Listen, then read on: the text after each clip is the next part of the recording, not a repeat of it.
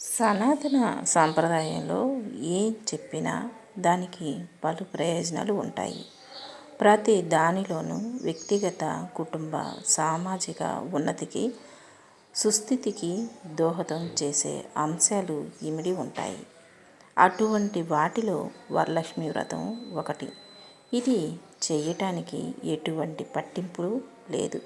పైగా వ్రతం పట్టడం ఎన్ని సంవత్సరాలు చేయాలి, ఉద్యాపన మొదలైన నియమాలేమీ లేవని వ్రతకథే వివరిస్తుంది.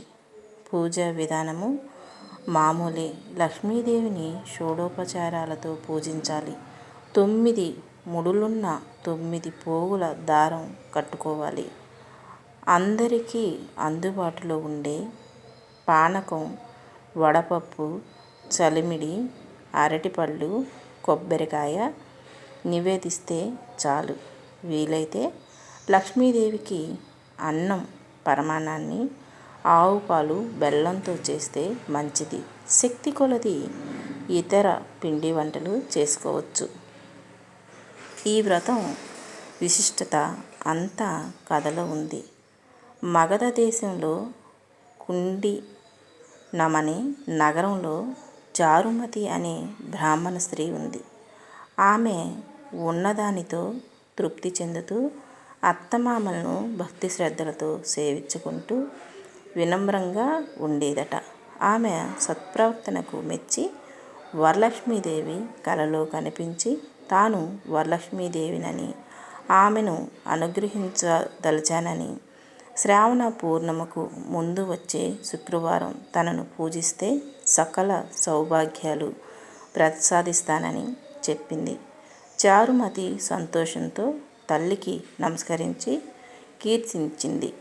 శ్రావణ పూర్ణిమకు ముందు వచ్చిన శుక్రవారం కలలో తనకు లక్ష్మీదేవి సెలవిచ్చిన విధంగా అన్ని ఏర్పాట్లు చేసి నగరంలో ఉన్న అన్ని వర్ణాల స్త్రీలతో కలిసి పూజ చేసింది.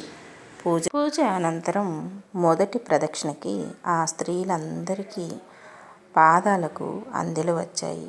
రెండో ప్రదక్షిణకి సర్వ అలంకారాలు అమరాయి.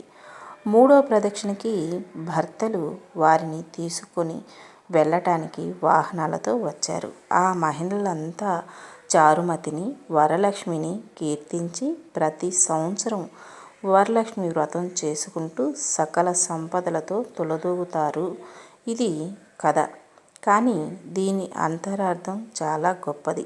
ఈ కథలో కథానాయిక అయిన చారుమతి పేరు మాత్రమే ఉంది. భర్త పేరు కానీ, మామగారి పేరు కానీ లేవు. స్త్రీలకు మన సంప్రదాయంలో ప్రాధాన్యం లేదని వారు గమనించాల్సిన అంశం ఇది. చారుమతి అంటే మంచి బుద్ధి కలది, మిత భాషణం, ఎవరికైనా అలంకారమే. ఈమె అస్సలైన మంచితనం కనపడేది. అందరినీ తనతో పాటు వ్రతం చేసుకోవటానికి పిలవటంలో వరలక్ష్మి పూజ చేయమన్నది చారుమతి. ఒక్కదానినే కానీ ఇంకెవ్వరికీ చెప్పవద్దనలేదు కనుక తనకు కలగబోయే మేలు అందరికీ కలగాలని ఆశపడింది చారుమతి. అమ్మని పూజించడానికి అందరూ అర్హులే. సామూహికంగా చేసే వ్రతాలు ఎక్కువ ఫలితాన్ని ఇస్తాయని గుర్తించిన చైతన్యవంతురాలు చారుమతి. ఈ లక్షణాలు కొన్నైనా అలవరుచుకుంటే వ్రతం చేసిన ఫలితం పూర్తిగా దక్కుతుంది. ఇది అలవాటు చేయటానికే పూజ అయ్యాక వాయనం ఇచ్చేటప్పుడు ఇస్తినమ్మా వాయనం, పుచ్చుకుంటినమ్మా వాయనం అని చెప్పిస్తారు. వ్రతం చేసిన వారికి వచ్చిన ఫలితం బంగారు ఆభరణాలు మాత్రమే కాదు. ఏ స్త్రీ అయినా కోరుకునేది భర్త ప్రేమాభిమానాలను. వారికవి లభించాయి. ఈ వరలక్ష్మిని పొందటానికి చారుమతి అంటే మంచి బుద్ధి కలిగి ఉండటమే మార్గం. తనకి కలిగిన మేలు అందరూ పొందాలనుకోవటం.